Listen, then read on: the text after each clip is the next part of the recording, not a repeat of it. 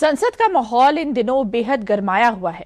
विपक्ष और सत्ता पक्ष के बीच आरोप प्रत्यारोप तेज हो गया है और अब इस सियासी घमासान के केंद्र में है लोकसभा में नेता प्रतिपक्ष राहुल गांधी। दरअसल बीजेपी सांसद अनुराग ठाकुर ने राहुल गांधी के खिलाफ बड़ा कदम उठाया है।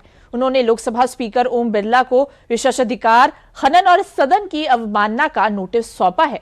अनुराग ठाकुर का आरोप है कि राहुल गांधी ने सदन में दिए अपने बयान के दौरान गृह मंत्री अमित शाह के खिलाफ असंसदीय और अपमानजनक भाषा का इस्तेमाल किया। साथ ही उन्होंने गंभीर और बेबुनियाद आरोप लगाए। इस पूरे मामले को लेकर बीजेपी ने राहुल गांधी से बिना शर्त माफी की मांग की है। अनुराग ठाकुर ने अपने पत्र में राहुल गांधी की टिप्पणियों को संसदीय मर्यादा के खिलाफ बताया है और मामले को विशेषाधिकार समिति के पास भेजने की मांग की है।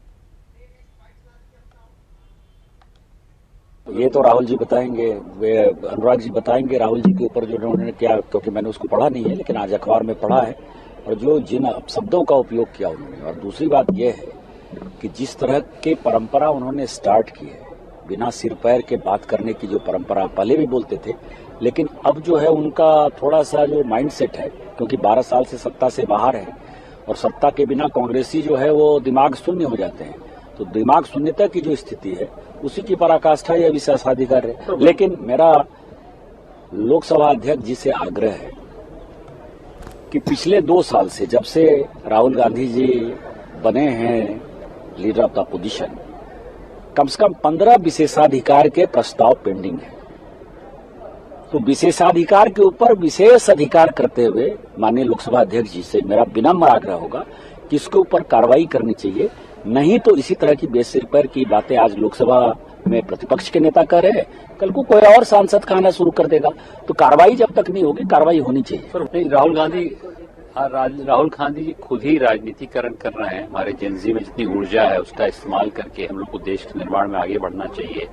और राहुल जी की राजनीति बैलेट बॉक्स में चल नहीं रही है, उनको हर जगह शिकस्त मिल रही है। भारतीय जनता पार्टी को पिछले 6 महीने में आप देख रहे हैं हर चुनाव में विजय मिल रही है। जनाधार उनका है। जब राहुल जी जनाधार से वंचित हैं तो जेनजी का सहारा लेके अपनी राजनीति को एक तरह से बैसाखी बना के चल रहे हैं और औरों पे आक्षेप लगा रहे हैं।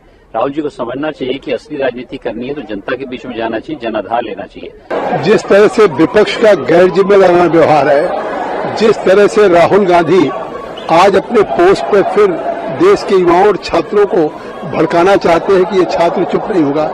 आज छात्रों की सारी मांगे मान ली गई, उसके बाद भी कह रहे हैं उनके मुकदमे नहीं वापस हो रहे। दिल्ली के मुख्यमंत्री ने कह दिया कि उनके सारे आंदोलन से जुड़े हुए मुकदमे वापस हो गए। बिहार के मुख्यमंत्री ने कह दिया सारे मुकदमे वापस हो गए। तो एकदम खिसियानी बिल्ली खंभा नोचे। अब गृह मंत्री के नाम पे केवल इस तरह का एक आरोप अनर्गल लगा करके और एक नया गोल पोस्ट कर रहे हैं। देश की जनता भी, देश का युवा भी निश्चित तौर से इनको माफी मांगनी चाहिए।